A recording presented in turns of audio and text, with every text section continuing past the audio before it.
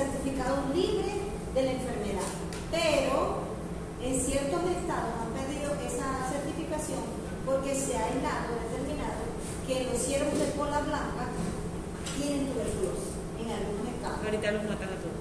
Sí. No, pero ellos llevan unas medidas de control. Y otra cosa, no hay una vacuna como tal para animales, solamente nos vacunan a los humanos. Porque esta es una enfermedad, como decir, de larga data, es crónica, se hace muy tardía en desarrollar los síntomas. Y por muchos años también pueden padecer los animales sin manifestar ninguna sintomatología, sino que ya al final te das cuenta que el animal está con tuberculosis. Y otra cosa, estas son campañas de erradicación que se pueden encontrar en controles sanitarios, que por ejemplo, ustedes no han ido a los mataderos todavía. En los mataderos, el médico veterinario que está en el matadero debería velar por el control de esas canales. ¿Por qué? Porque es una enfermedad que cuando ya se hace crónica es muy evidente dónde, en los pulmones, y producen unas lesiones que se llaman tubérculos o granulomas, que se van a ver como un puntillado, un moteado de los pulmones. ¿Ok? ¿Sí? Entonces ya esa canal debería decomisarse. Pero ustedes saben, vivimos en dónde? En el país de las maravillas. Me tapo los ojos, le saqué los pulmones y esa canal va a ser vendida. ¿Cierto o falso? Entonces resulta que esa canal tiene su foco de tuberculosis, no solamente los pulmones, pero yo voy a una parrillada y a mí me gusta la carne en términos medio circulita. Me encanta comer de la comida, ¿verdad? Entonces allí puede haber un foco de transmisión de la enfermedad. Exacto. Y eso es parte de lo que vamos a ver ahora. ¿Sí?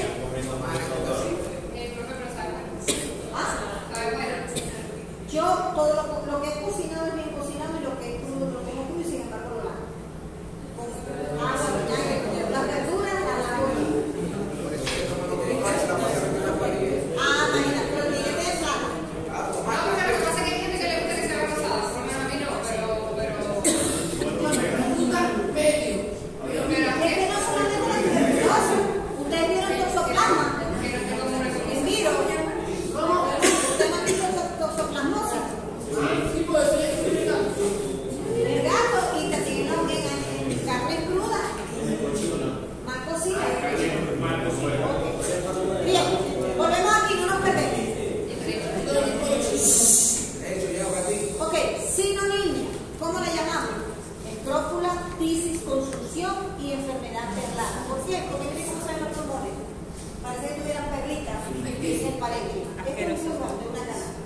Esto es una vista microscópica de las bacterias y aquí es con la coloración sin lince, porque ellos se catalogan como bacterias ácido alcohol resistentes, que lo vamos a ver ahorita. Aparte de que son gran positivas, se identifican mucho y es una prueba bioquímica de diagnóstico con la coloración de sin lince. Y así se vería en un flotilo. Los macrófagos llenos del bacilo de la tuberculosis. ¿Ves?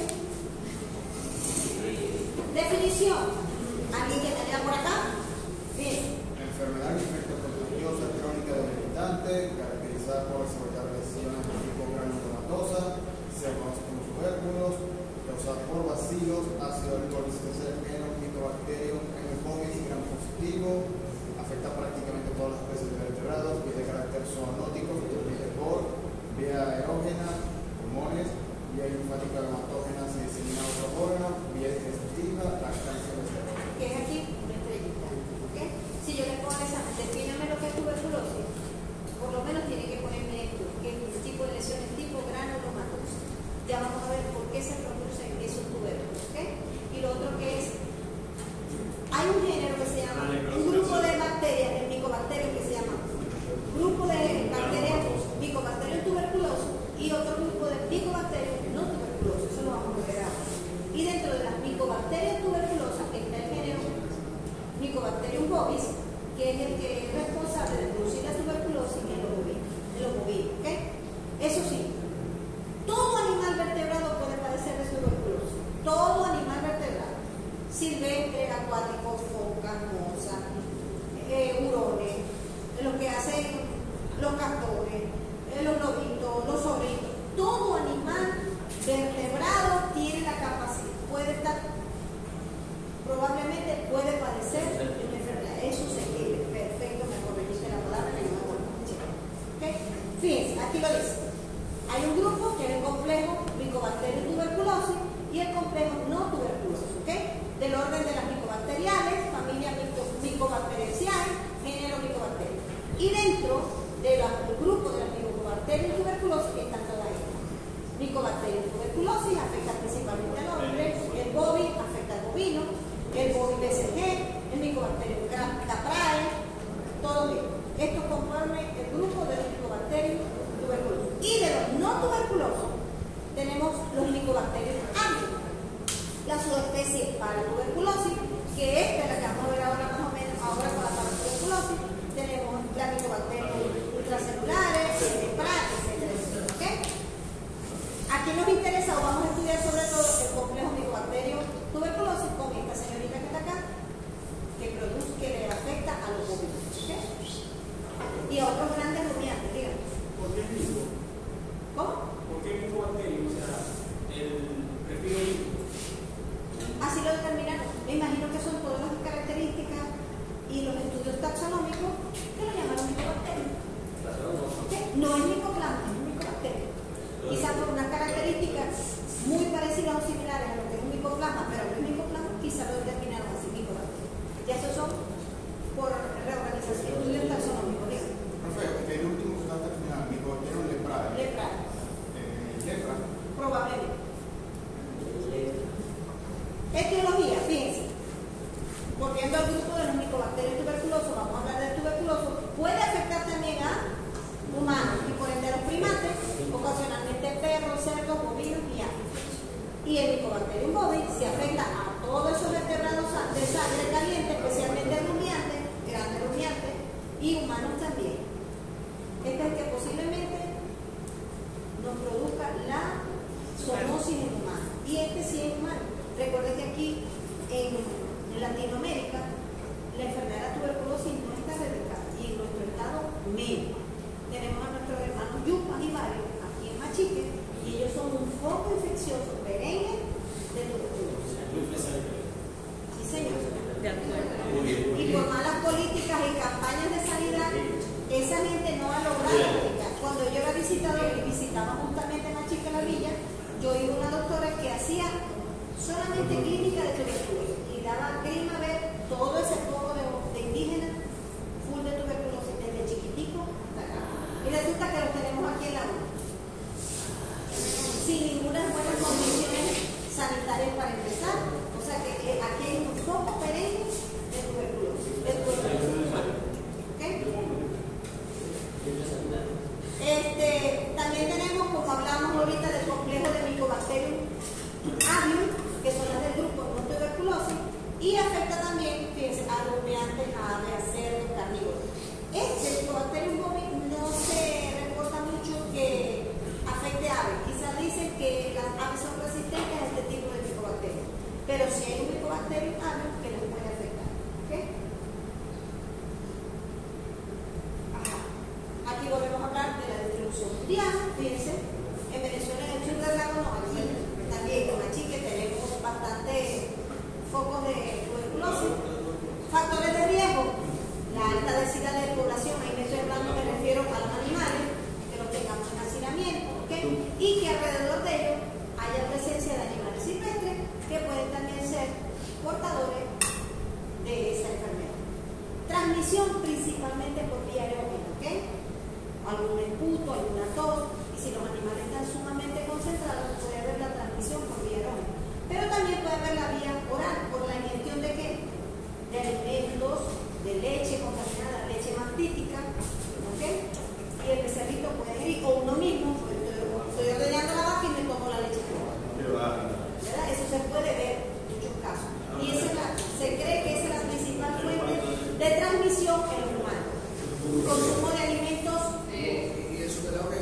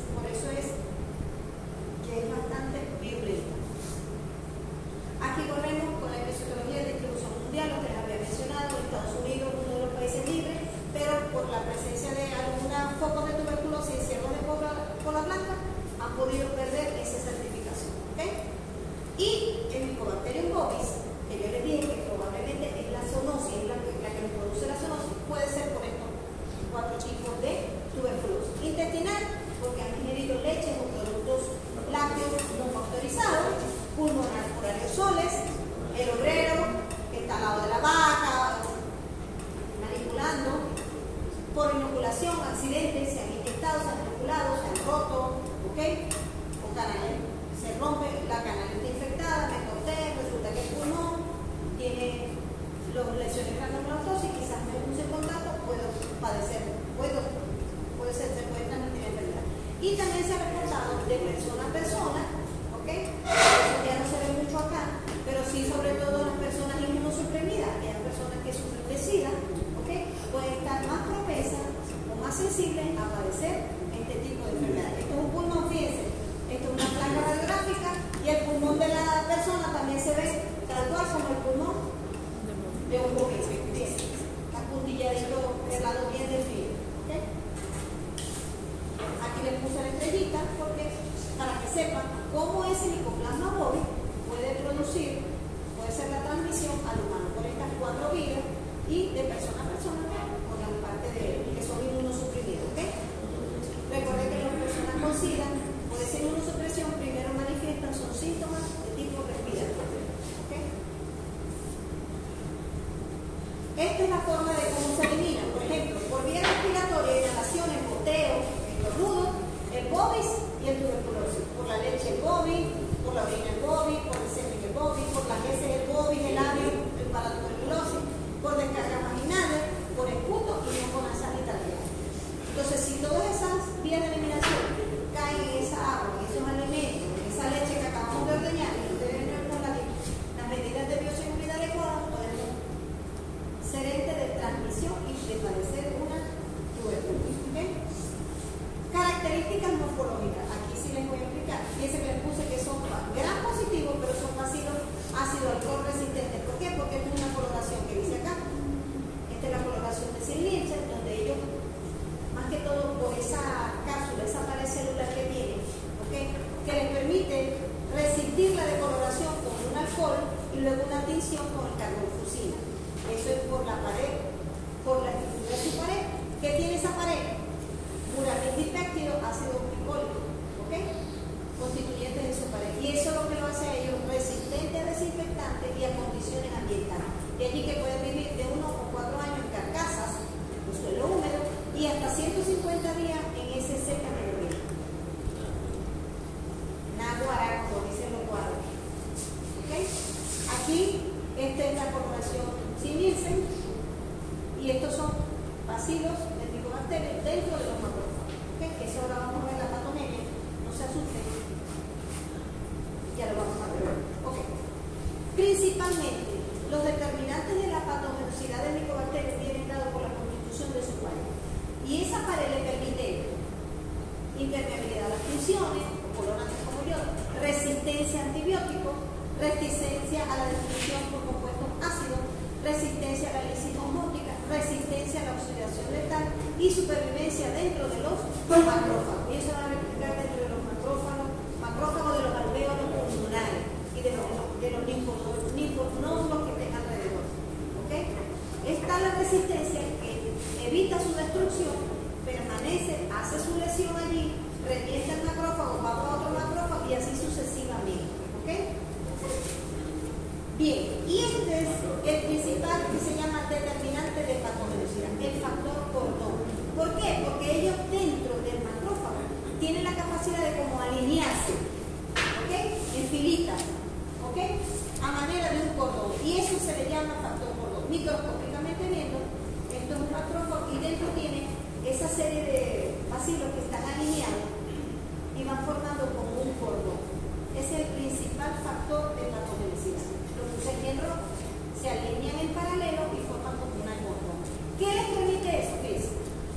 Inhibe la migración de los polimorfos, provoca la formación del granuloma, tiene propiedades leucocíticas, o sea, destruye los glóbulos rojos. ¿Ok? ¿Y cómo lo destruye? Alterando la membrana mitocondrial y desintegra el retículo endoplasmático rugoso de esas células. ¿A dónde están invadiendo ellos? Los tejidos pulmonares, ¿verdad? Entonces, este es el principal factor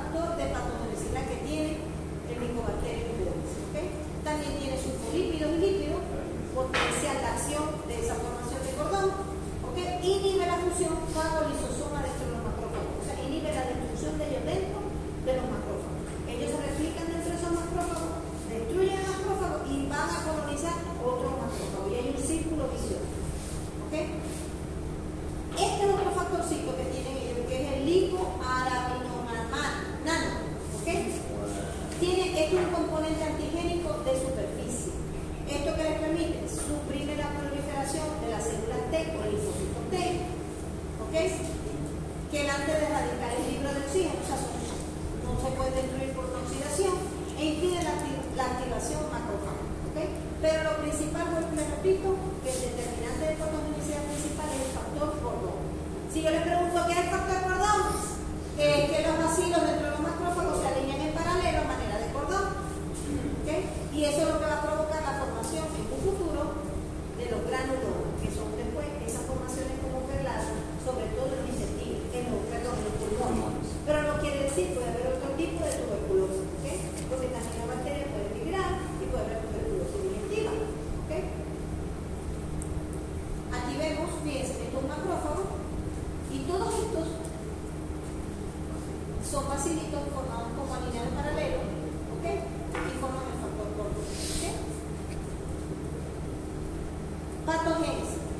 Esta se comprende de dos partes: la formación del primer complejo primario y la diseminación con complejo primario. ¿Qué pasa? El complejo primario es el primer contacto de ese animal con esos micobacterios, ¿ok? Entonces, por sus características de patogenicidad, llegan, van a invadir ¿qué? Principalmente los macrófagos de los alveolos pulmonares. Allí se replica, se multiplica, ¿ok? Sucede toda esa serie de cambios que al final van a producir lesión de ese tejido. Hay agregación de todos esos polimorfos nucleares, de fibrina, etcétera, y se va formando una necrosis y luego se forma allí como que esas lesiones granulomatosas. No hay pregunta de examen, simplemente para que tengan una idea. Y esto es un proceso largo, ¿ok? Crónico. Quizás al principio el animal no va a manifestar ningún síntoma clínico, sino cuando ya tenga estas lesiones granulomatosas que van a impedir, por ejemplo, alteración de la respiración. Por supuesto, el animal va a dejar de comer, puede fiebre, puede tener tos, etcétera, etcétera. Y como vemos en las películas dramáticas mexicanas, la persona con una tuberculosis lo primero que tose y sueña el pañuelito porque tienen esputos con sangre, ¿ok? Lo importante de esto es que tiene dos etapas, como les dije: la formación del complejo primario, como les dije, el primer contacto, y luego que se ha formado el complejo primario, ellas tienen la capacidad de migrar a través de los vasos sanguíneos hacia otros tejidos y hacer lo mismo que hacen en el pulmón, ¿ok? Lo mismísimo. Vamos a ver el otro. ¿Lo ves? Aquí lo podemos ver. Y es lo que llamamos la diseminación por complejo primario, que es a través de la vía linfático-vascular, y ella puede colonizar estos otros órganos: pleura, peritoneo, hígado, vasos, riñones, huesos, etcétera, etcétera. ¿Okay? Y es lo que se forman entonces la tuberculosis miliar aguda, quiere decir que es una tuberculosis diseminada por todo el organismo. ¿Okay? Va a tener unas lesiones crónicas y podemos ver esto es un tejido, creo que es el hígado. No recuerdo cuál es ese, pero no necesariamente, si es pulmón, pero también puede haber micobacterios a nivel de articulaciones, poliartritis, ¿okay? A nivel de riñón, a nivel de digestivo, etc.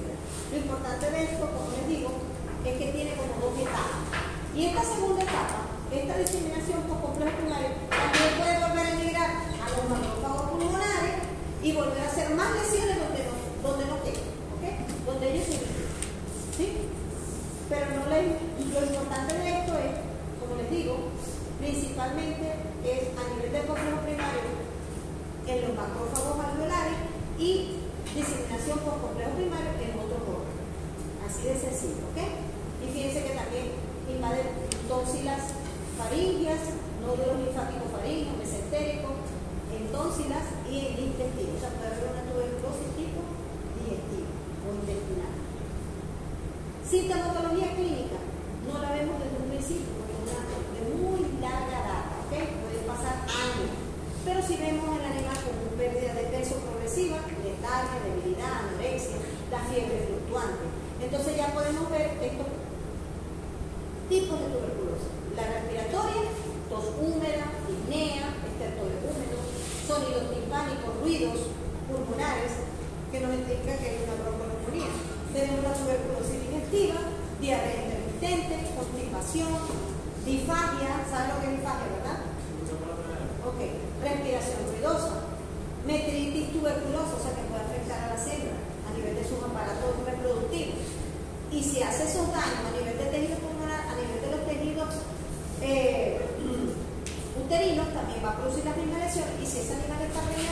producir aborto o muerte de los becerros la primera semana.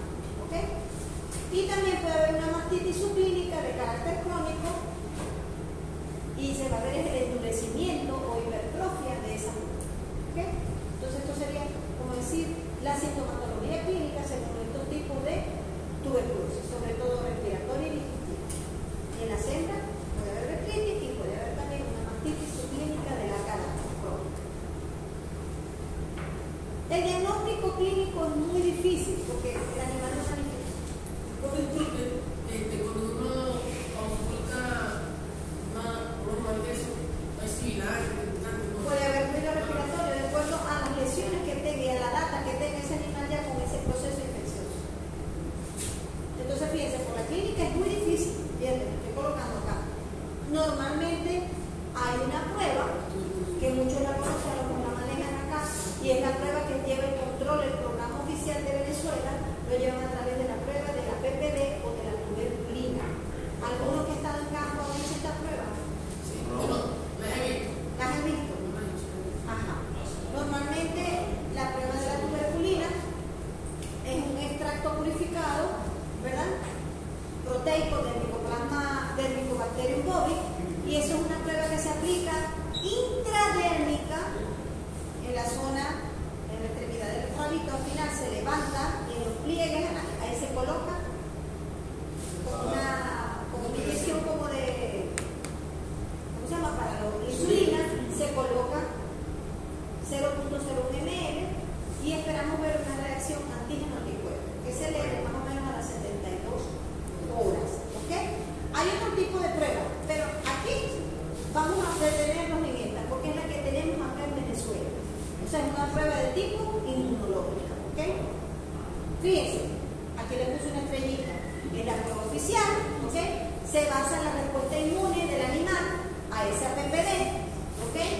Es eficaz, es una prueba que va a depender de esa potencia de la PPD, del tipo de tuberculina utilizar, de la correcta aplicación y de la respuesta inmune del animal.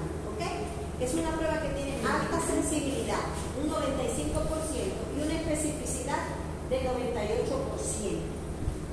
Para recordarles, sensibilidad y qué es especificidad. ¿Quién me lee? Porque eso es parte de inmunología. ¿Yo tengo inmunología? Okay. Aquí lo decimos. Sensibilidad, probabilidad de que el resultado de una prueba sean positivas si realmente pasa una enfermedad. Y la especificidad, Probabilidad de que el resultado de una prueba de una enfermedad sea negativa si realmente no tiene enfermedad. ok. ¿Cómo lo leemos? Lo leemos a las 72 horas porque se debe formar en el lugar de la inyección un endurecimiento, ¿ok? Un endurecimiento que mayor de 0,5 milímetros ya se considera positivo. Esta es una prueba que tiene una ventaja que es bastante económica, ¿ok? Que nos da, por esa sensibilidad y esa especificidad, tiene un valor bastante importante, ¿verdad? Y lo único desventajoso sería que como hay que movilizar a los animales, esa movilización ya de los animales ya causa cierto estrés y no se puede aplicar, no se puede repetir sino después de los 60 días, ¿ok? Y nuevamente cuando se van a leer los resultados también hay que movilizar a los animales, ¿ok? Sí, justamente, claro, es una toma y no conseguí otra, pero se supone que ya hay un endurecimiento que mayor de 0,5 milímetros ya se considera que hay posibilidad. Se inflama esa parte. Entonces, con respecto a esos animales que llamamos reactores positivos, ¿qué se les va a hacer? Se les pone un hierro o una T en el macetero izquierdo y se deberían ir para dónde? Si yo le pregunto el examen, animal reactor positivo y se le coloca una T en el macetero derecho, ¿verdadero o falso? Vamos con eso, porque eso puede ser. No, pero yo le estoy diciendo, se coloca una T en el macetero derecho. Si le colocas E, ahí la concha de mano.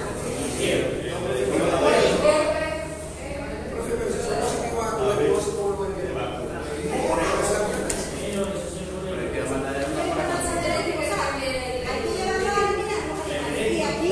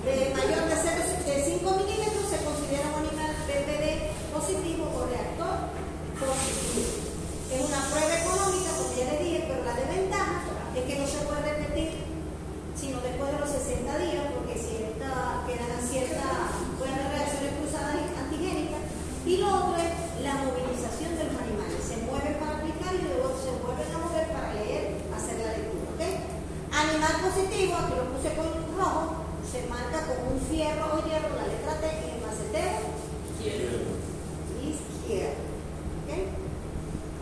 Y tiene letra I. Diagnóstico, básicamente, no es por sintomatología, sino que el animal que se sacrifica o muere, hacemos más que todo la parte anatomopatológico o por necropsia, lesiones macroscópicas, como podemos ver, ¿ok? Y a nivel de cultivo podemos ver estas lesiones granulomatosas a nivel de un brote. ¿Qué dice acá? Que lo puse en amarillo. Eso es un diagnóstico presuntivo por histopatología y de oxidación microscópica de bacilos oxidadores resistentes. Y las lesiones granulomatosas, ¿ok? Aquí vemos otra. Se me perdió. Yo no sé, no he podido arreglarlas. Seguimos con el diagnóstico a través de sus cultivos, pero ¿qué pasa? Cultivar esa bacteria se hace muy lento, porque es de cultivo muy tardío. Podemos esperar hasta 8 semanas que crezca en un cultivo y se le hacemos la prueba de bioquímica. Entonces, de aquí a que creemos, la tendereta es grande, ¿verdad? O sea que es poco probable. Pero sí, a nivel de otros países se aplica esta, que es una prueba comercial que se llama Bovigam, ¿ok? Que es la versión del interferón gamma. ¿Qué dice acá? Prueba con sangre de animales positivos a la PPD que mide la liberación de interferón gamma por riesgo de transposición a la TBC. Viene directamente de la respuesta del sistema inmune a los que tienen derivados de este microorganismo. Claro, si se sospecha de estos animales positivos, se les puede tomar muestra de sangre y a nivel de laboratorio se les puede aplicar esta prueba. Tengo desconocimiento de cuánto costará o si aquí en Venezuela lo están haciendo, pero en los países, esto es como decir algo rutinario también, aparte de la tuberculina, a veces hacen esto, ¿ok? O sea que una prueba así de cáncer del brazo. Algo así, pudiera ser. El diferencial, también básicamente todas esas enfermedades que puedan producir problemas respiratorios, ¿ok? Neumonía también por aspiración, otras causas de mastitis, para tuberculosis, que la vamos a ver ahorita, actinomicosis, hongo, actinobacilosis, etcétera, etcétera, ¿ok? Aquí el tratamiento en Venezuela tampoco se realiza, porque ya sabemos que los animales positivos se deberían eliminar. ¿Por qué? Porque eso genera un costo. Imagínense ustedes, tratar a un animal por largo tiempo, se van a agregar los costos de medicamentos, de personal y sin por supuesto de veterinario que debería estar presente para la aplicación de los tratamientos, ¿ok? Tampoco hay una vacuna eficiente, no hay una vacuna para los animales, ¿ok? Pero en algunos países utilizan este protocolo de un antibiótico llamado risoniacida, pero tiene unas desventajas. Se han creado cepas resistentes, se puede eliminar la droga en la leche y recidiva al retirar la droga. Pero lo que más nos importa es que aquí no hay vacuna y en Venezuela no se aplica. ¿Qué es lo que pasa? Animal reactor positivo se debería descartar, ¿verdad? Aquí lo vemos, fíjense. Tuberculosis, el control, básicamente aplicación de esa PPD, marcaje con una T en el macetero izquierdo y eliminación de los reactores positivos, con una vigilancia no más de 15 días. ¿Y en los humanos? Decomiso parcial total de los canales con lesiones tuberculosas y Pasteurización de la leche y sus productos blancos. ¿Okay? Aquí podemos ver nuevamente